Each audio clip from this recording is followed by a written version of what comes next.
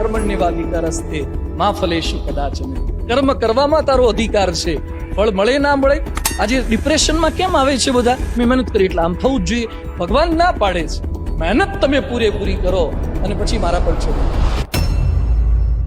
Toxic બની ગઈ છે, ખરેખર લોકોને સહાનુભૂતિ પ્રેમ ભાવ ઓછો થઈ ગયો છે. ઇનપુટ એવું છે ને એટલે આઉટપુટ આવું આવી રહ્યું છે. સોશિયલ મીડિયા, હું એકલો સુખી થવું એ દુર્યોધન વૃત્તિ છે અને બધા સુખી થાય એ યુધિષ્ઠિર વૃત્તિ છે.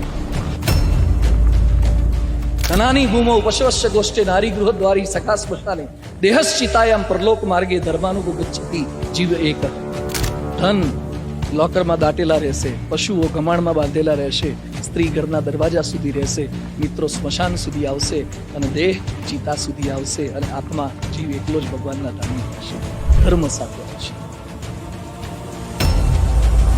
જે નાસ્તિક લોકો હોય છે કે આપણે એવું કહેતા હોય કે અધૂરા ઘડા હોય ખડે વધારે, એવા ઘણા બધા લોકો ઘણીવાર આર્ગ્યુમેન્ટ્સ કરતા હોય કે સીતાજીને રામ ભગવાને છેલ્લે કેમ મોકલી દીધા વનમાં, એ ખોટું ન કર્યું, એમની સાથે અન્યાય ન કર્યો.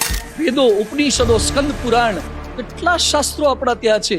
કોઈ પણ શાસ્ત્રનો અભ્યાસ કરવો નથી અને કોઈકના દ્વારા સહેજ બોલાય એટલે તરત એના પર તૂટી પડવું છે કે રામે આમ ન કરવું જોઈએ, કૃષ્ણે આમ ન કરવું જોઈએ. કૃષ્ણ ભગવાનના ખોટા અર્થઘટન કરીને આપણે ખોટી સાઈડમાં બીજા લોકોને દોરી રહ્યા છીએ.